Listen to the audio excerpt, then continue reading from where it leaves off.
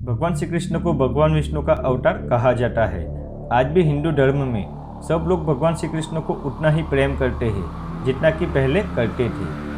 दोस्तों, महाभारत युद्ध समाप्त होने के बाद कौरवों की माता गांधारी अपने पुत्रों की मृत्यु पर विलाप करती बहुओं को देखकर क्रोधित हो उठती है। गांधारी कहती है, कहाँ है वो युधिष्ठिर, वो पापी जिसने कौरव कुल का सर्वनाश कर दिया।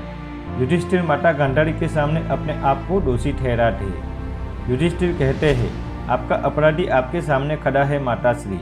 मैं ही वो नीच राक्षस हूँ जिसके कारण संपूर्ण कुल का विनाश हुआ। आप मुझे श्राप दीजिए। गांधारी युधिष्ठिर को श्राप देने ही वाली थी कि भगवान श्री कृष्ण कहते हैं, युधिष्ठिर अपराधी नहीं है, उन्होंने कोई पाप नहीं किया। उस पर माता गांधारी ने कहा, यदि इन पापों का दायित्व युधिष्ठिर के सिर पर नहीं है तो फिर इन पापों का कारण केवल तुम हो केशव, केवल तुम। क्योंकि तुम चाहते तो ये युद्ध रोक सकते थे, कुरुकुल का संघर्ष अवश्य टाल सकते थे। मैं तुम्हारी शक्ति और सामर्थ्य को भलीभांति जानती हूँ। अगर तुम चाहते तो ये युद्ध कदापि नहीं होता, परंतु तुमने ऐसा नहीं किया। कौरव और पांडव एक दूसरे के हाथों मरते रहे, तुम केवल दर्शक बनकर देखते रहे। इसीलिए हे केशव, युधिष्ठिर से अधिक तुम मेरे श्राप के अधिकारी हो। इसीलिए हे जनार्दन, मैं तुम्हें श्राप देती हूँ। जिस प्रकार मेरी गोद चुनी हो चुकी है, जिस प्रकार कुरुकुल का संहार हुआ है, ठीक उसी प्रकार तुम्हारे यादव कुल का भी संहार होगा। जैसे कौरवों और पांडवों ने अपने आप में खून बहाया है, ऐसे ही यादव भी आपस में लड़ मरेंगे और तुम केवल दर्शक बनकर देखते रहोगे। यादव कुल की स्त्रियां भी कुरुकुल की स्त्रियों की तरह रोएगी, आक्रोश करेगी। इस पर भगवान श्री कृष्ण कहते हैं, महारानी के मुख से निकला हुआ हर शब्द मुझे भविष्य की सच्चाई का चित्र दिखा रहा है। इन दुखी दिलों की व्यथा यही रूप धारण करेगी। इस पर महारानी गांधारी ने कहा, तुमने दुखी इतने दिए हैं कि ये दुखियारियाँ तुम्हें कभी छोड़ नहीं सकती। तुमने दूसरों का वध किया है, इसीलिए हे केशव, तुम्हारा भी वध होगा और अधर्म से होगा। भगवान श्री कृष्ण ने महारानी गांधारी के श्राप को स्वीकार किया और तथास्तु कहा। दोस्तों, भगवान श्री कृष्ण ने भगवद गीता में कहा है कि हम जो भी कर्म करते हैं हमें वैसा ही फल मिलता है और कर्म से कोई भी बच नहीं सकता, स्वयं भगवान भी नहीं। यही कर्म का विधान है। इसीलिए ये श्राप भी विधि का विधान था, क्योंकि उस समय यदुवंश सबसे शक्तिशाली बन चुके थे, जिनके कारण उनमें अहंकार भी आ गया था। कुछ समय के पश्चात गांधारी के श्राप का प्रभाव भी होने लगा था।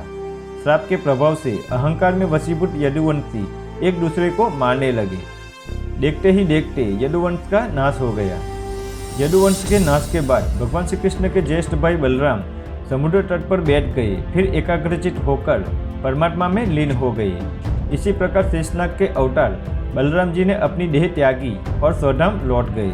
बलराम जी के देह त्यागने के बाद जब एक दिन भगवान श्री कृष्ण एक पीपल के वृक्ष के नीचे बैठकर ध्यानस्थ हो गए, तब उस क्षेत्र में जरा नामक एक बहेलिये ने भूलवश उन्हें हिरण समझकर विषयुक्त बाण चला दिया, जो उनके पैर में लगा। जब वह पास गया तो उसने देखा कि भगवान श्री कृष्ण के पैरों में उसने तीर मार दिया है। उसे बहुत पश्चाताप हुआ और वह क्षमा याचना भी करने लगा। तब भगवान श्री कृष्ण ने बहेलिये से कहा, तू डर मत, तूने जो किया है वो विधि का विधान है। प्रभु ने त्रेता युग में श्री राम के रूप में अवतार लेकर बाली को छुपकर तीर मारा था।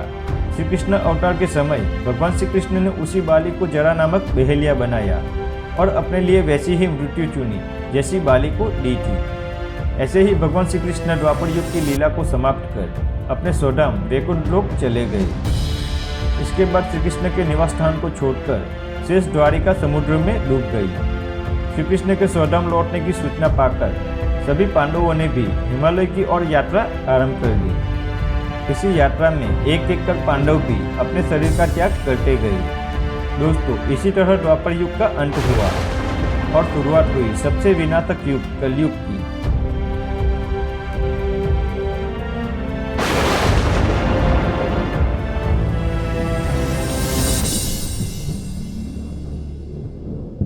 दोस्तों, भगवान श्री कृष्ण की यह लीला आपको पसंद आई हो तो लाइक जरूर करें, कमेंट बॉक्स में जय श्री कृष्ण अवश्य लिखें और ऐसे ही वीडियो की जानकारी के लिए हमारे चैनल को सब्सक्राइब करें।